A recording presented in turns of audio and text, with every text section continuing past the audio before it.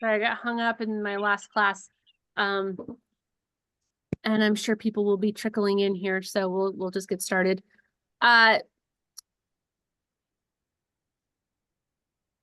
Covering space is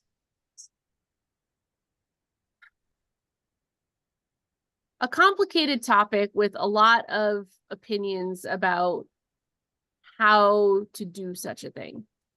And my goal for this session is to improve your observational skills, hopefully, and give you some tools and to hopefully learn when to use those tools. So we don't want to get caught. I'm just from my perspective, I don't want to get caught in a situation with my dog where I am detailing an entire search. So where I'm kind of on a very short leash and I'm asking them to check things as I go along in the search area. That doesn't feel good to me. I don't like personally, like I don't love the way that looks. I think it takes a lot of the power away from the dog and kind of reverts them to more of a tool than a partner. So like my personal philosophy does not fall in line with that. However, I do teach detailing as a tool that I might choose to use if I see that my dog is stuck on something. So if my dog is working a wall, say, and the bracket's getting bigger and she's not narrowing anything down, I might ask her to check things that are on the other side of that wall. Like I may just opt to do that, to kind of take that leadership for a second and say, hey, check this and check this and check this. And if she comes up empty, she comes up empty. The key to doing that is really to make sure that you're listening to the dog's answer. So if I ask the dog to check something and the dog says, nope, not there, I'm not going to ask her to check it 12 times. I'm going to ask her to check it once, maybe twice. If there's a reason that I think that she is still struggling with it, maybe a second time. But I really got to listen to what the dog is saying to avoid the false alerts or to avoid the dog giving me the behavior that I'm looking for, that she thinks I'm looking for. Before we get into any of that, though, we first need to build our observations as to where the dog goes and where the dog does not go. So I want to set up a search where, and we've done this before in sessions, you're going to need a fairly large area. So you're probably going to be outside for this. And I want you to quarter the search area.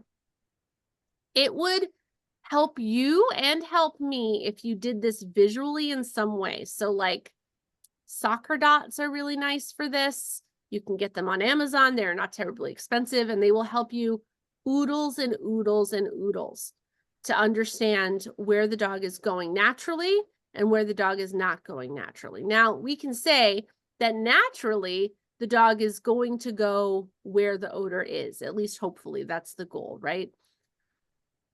But we would be remiss at this level if we didn't ask about spaces they haven't traveled through. There's lots of circumstances where odor will disappear a little bit, or where it's a muted odor problem or a deep inaccessible or something that's not off-putting well. The dog needs to get much closer to those things in order to be successful with the hide.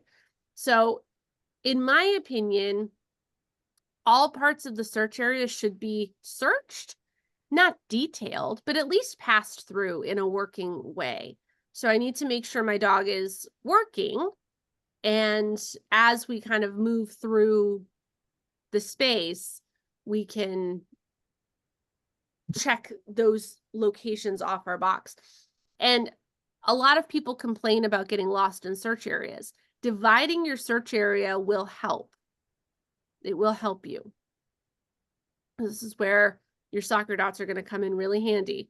So you're going to take your search area, you're going to divide it in quarters, so in 4s. And the easiest way to do that is to just kind of exit down the middle, and you have 4 quadrants to cover.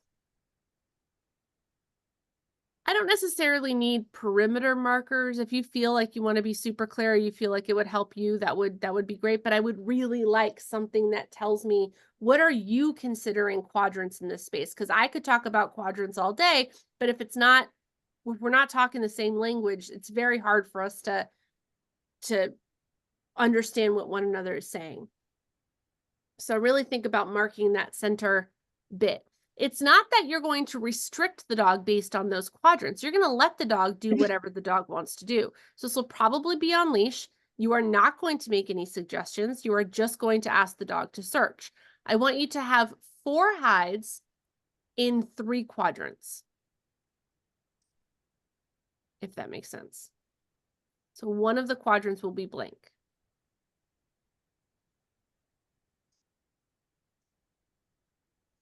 Four hides in 3 quadrants. And what we're looking for is, does the dog take herself to the negative quadrant? Or is that something that would be left if we were to leave it totally up to the dog? And if the dog is going to the quadrant, are they going there actively hunting? Or do they have other motivators in mind? Crittering, stuff like that.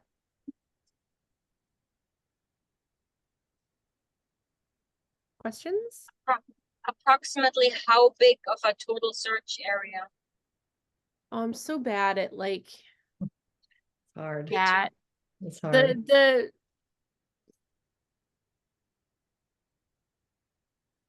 The smaller the space, the more likely the dog is going to be covering the space by himself, because the odor is going to go into the negative zone. So maybe the size of your warehouse? Yeah, I would at least that. Can it be a combination of interior and exterior? Sure, if you can figure out a way to quadrant it, yeah. It's an outdoor gazebo type exterior. Yeah, perfect. Yeah, great.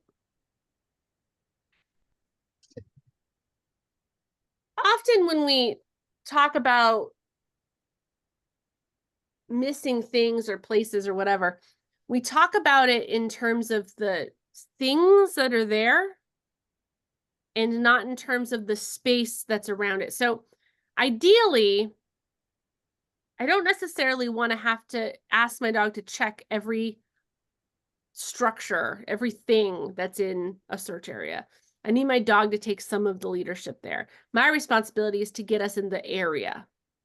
And then as long as I get us in the area, I expect my dog to take us to where the odor is, right?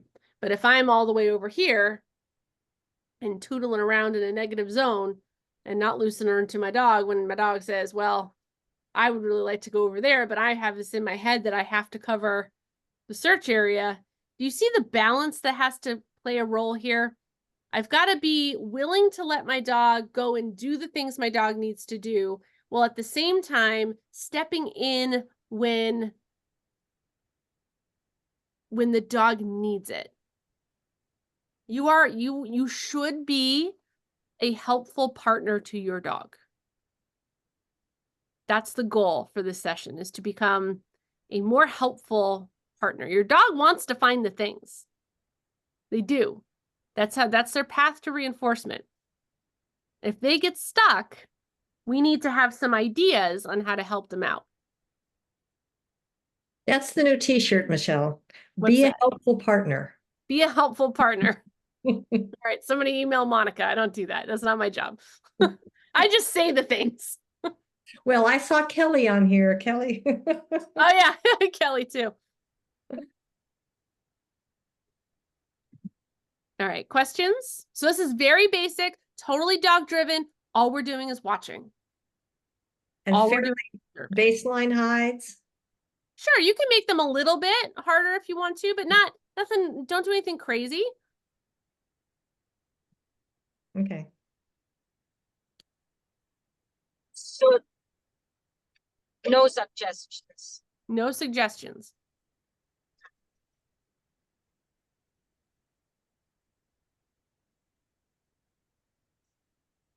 Okay. All right. If you're new to the group, I don't think we have any newbies in class, but just in case, you're gonna post a picture of your dog with the title, session 30, Oh, it's more, it's 32. 32. Yeah, we're at 32. 32. So it's gonna be session 32, your dog's name. So mine would be session 32 cannoli. And that's going to be your thread for the class. So all of your week 1, week 2 videos, if you have a working spot, are going to be posted in the comments of that photo. You do need to upload your videos to YouTube or Vimeo and then post the link into the comments. That's the smoothest way to do it, where Facebook doesn't get upset. Facebook still sometimes gets upset, but we use what we have. Videos are capped at 3 minutes. You can clip it however you want.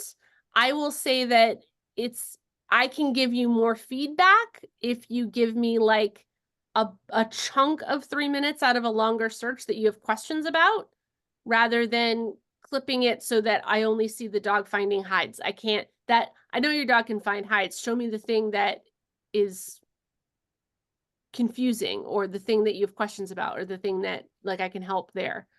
Or like, I don't know if my handling was right here. Was I really following the whole time? Like, I don't know, whatever you're unsure about. Better to post a chunk. Everybody wants to speed up video too, which is fine. Just know that when you speed up the video, we lose nuance in the way the dog looks when they're working. Like, really what we want to do is slow it down, because we want to see all those tiny behavior changes and changes in direction and ear flips and all that stuff. So it's okay to speed it up. I don't mind. Just know that I can give you less feedback because there's no way for me to slow it down on my end. Okay? Yep. All right. I will see everybody next week. Yep. All right. Good night, everybody. Night.